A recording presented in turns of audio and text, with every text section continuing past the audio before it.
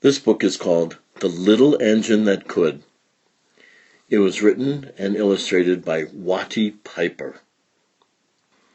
At the top of this illustration, you see a little red building next to a water tower. That little red building is called a roundhouse. It's where trains go at the end of the day to be turned around and sent back out. And this story takes place out in the countryside. Most roundhouses are in cities, but this is an example of the way trains used to work a long time ago. The author of the book is always called Watty Piper. His real name, though, was Arnold Monk, and he started a company called Platt and Monk Publishers, and he published this book along with others during that career of his. You can read a little bit about him in the excerpt at the bottom of the page here, and that excerpt comes from loganberrybooks.com.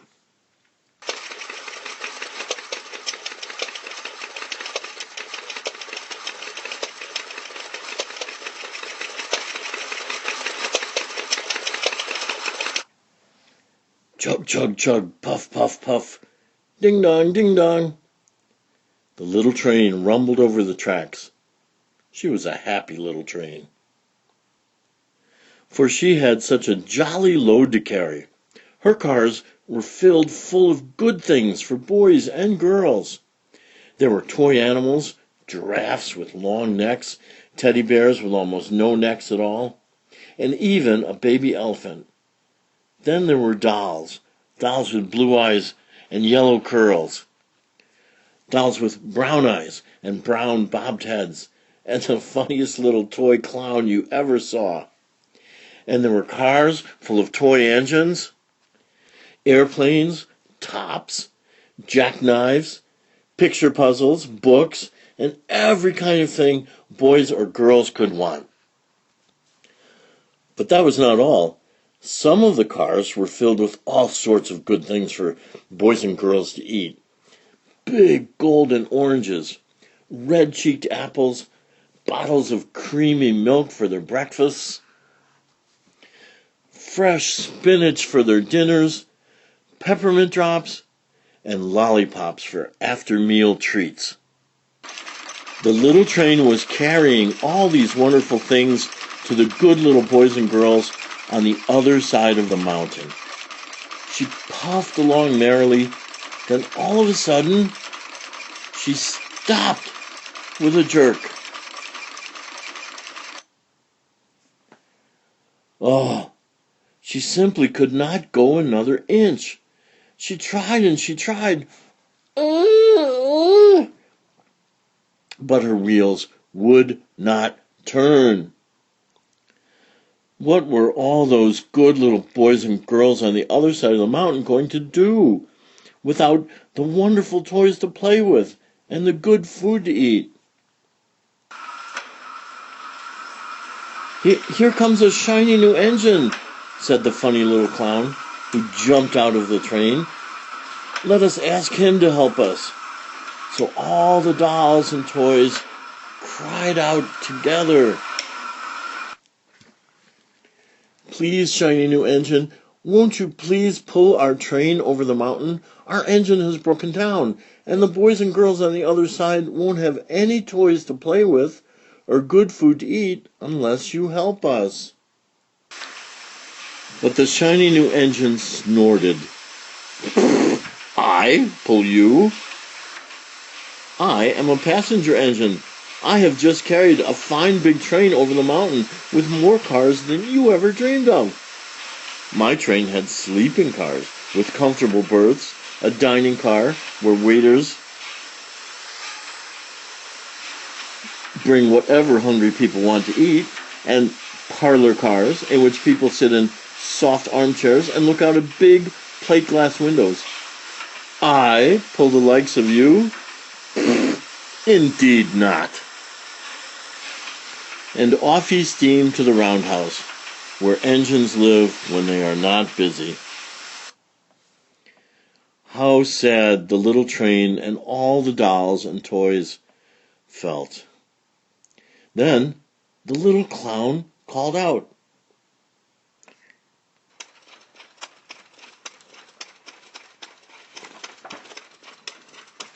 Look, the passenger train is not the only one in the world.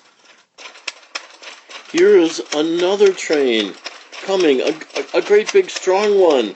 Let us ask him to help us. The little toy clown waved his flag, and the big, strong engine came to a stop. Please, oh please, big engine, cried all the dolls and toys together. Won't you please pull our train over the mountain? Our engine has broken down, and the good little boys and girls on the other side won't have any toys to play with or good food to eat and help us. But the big, strong engine bellowed. I am afraid, engine. I have just pulled a big train loaded with big machines over the mountain. These machines print books and newspapers for grown-ups to read. I am a very important engine indeed. I won't pull the likes of you. And the freight engine puffed and puffed off.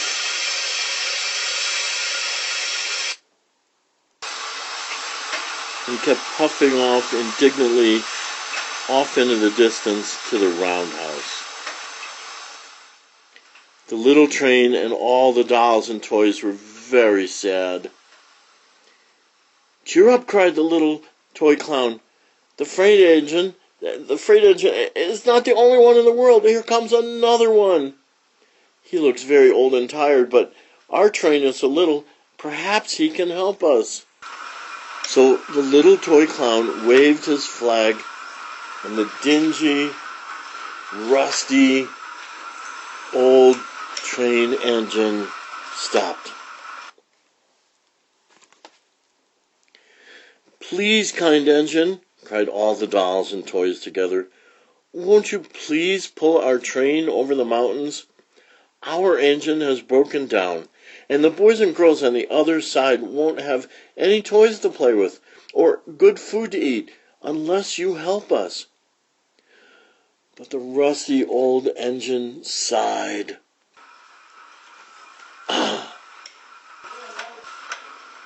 I am so tired. I must rest my weary wheels.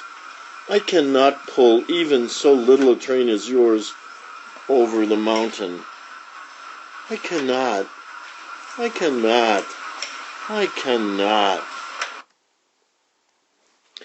And off he rumbled to the roundhouse, chugging, I cannot.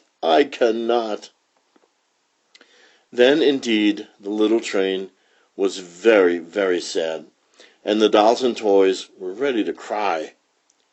But the little clown called out, Here is another engine coming, a little blue engine, a very little one. Maybe she will help us. The very little engine came chugging merrily along. When she saw the toy clown's flag, she stopped quickly. What is the matter, my friends? She asked kindly. Oh, little blue engine, cried the dolls and toys. Will you pull us over the mountain? Our engine has broken down, and the good boys and girls on the other side won't have any toys to play with or good food to eat unless you help us. Please help us. Please, little blue engine? Oh, I'm not very big, said the little blue engine. They use me only for switching trains in the yard. I have never been over the mountain. But we must get over the mountain before the children awake, said all the dolls and toys. The very little engine looked up and saw the tears in the doll's eyes, and she thought of the good little boys and girls on the other side of the mountain, who would not have any toys or good food to eat, unless she helped. Then she said, I think I can. I think I can. And she hitched herself to the little train. She tugged and pulled and tugged, and slowly,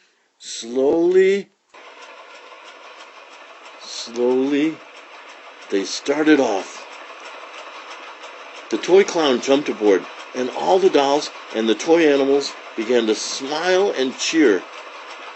Puff, puff, puff, puff. Chug, chug, chug, went the little blue engine. Oh, I think I can. I think I can. I think I can. I think I can. I think I can. I think I can. I think I can. I think I can. I think I can. Up, up, up. Faster. And faster. And faster. The little engine climbed until at last they reached the top of the mountain. Down in the valley lay the city. Hooray! Hooray! Cried the little clown and all the dolls and toys. The good little boys and girls in the city will be happy because you have helped us, kind little blue engine.